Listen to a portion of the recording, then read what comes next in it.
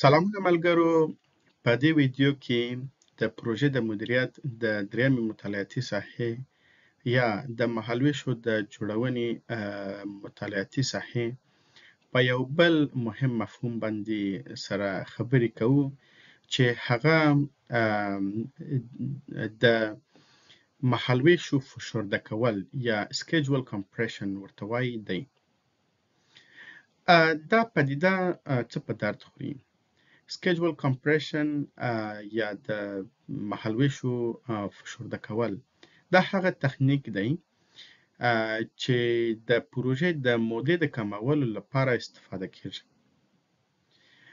کله چې پروژه شاته پاتې سي او یا ضرورت را پیش سي چې د ټاکل شوې مودې څخه د پروژه ژر پای ته ورسیږي، نو د دې تخنیکونو څخه استفاده ترسره کیږي. نو په اوله کرښه کې تاسو ګورئ چې درې فعالیتونه په دې پروژې کې شتون لري، چې اول فعالیت د 2 کسانو په واسطه، دوم فعالیت د 1 کس په واسطه او دریم فعالیت د 1 کس په واسطه ترسره کیږي. اول فعالیت په 8 ورځو کې، دوم فعالیت په 15 ورځو کې او دریم فعالیت په 10 ورځو کې. دا د پروژې اصلي مسیر یا اصلي مهالویش دی.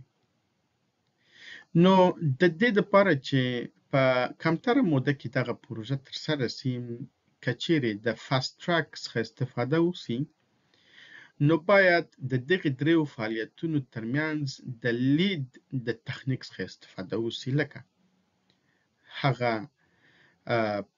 فعالیتونه چې د ختم او د شروع په اړیکه کې سره واقع وي هغه دې نږدې راوړل سي. لکه لید موږ تاسو مطالعه کړل، یعنی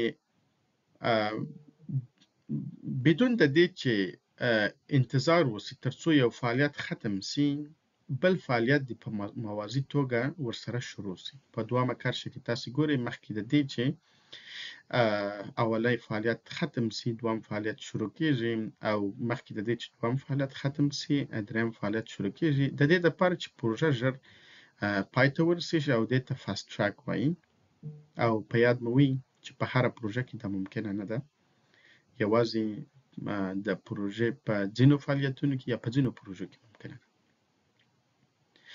نو د پروژې د مودې د کمولو بل تخنیک کراشینګ وایي. کراشینګ دی. کراشینګ دې ته وایي چې په کراشینګ کې د پروژې فعالیتونه په موازي توګه نه ترسره کیږي، بلکې د پروژې د فعالیتونو د تطبیق لپاره سرچینې اضافه کیږي. لکه په اصلي د پروژې په مسیر کې تاسو ګورئ چې دغه د زیړ رنګ لرونکي سرچینه شتون نه درلود. اول فعالیت د 2 کسانو په واسطه ترسره کېدل. اوس دغه اول فعالیت د 3 کسانو په واسطه شروع کیږي او موده د 8 نه 6 ورځو ته راکمه شوه.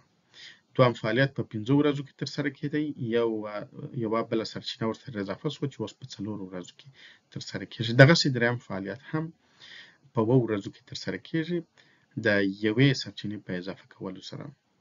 نو دې ته بیا کراشینګ وایي. نو عمده فرق د فاست ټریک او د کراشینګ ترمنځ دا دی چې په فاست ټریک کې کارونه په موازي ډول ترسره کېږي، اما په کراشینګ کې لا زیات سرچینې استفاده کېږي. دغه سرچینې کېدای شي چې پیسې وي، وسایل وي یا اشخاص وي.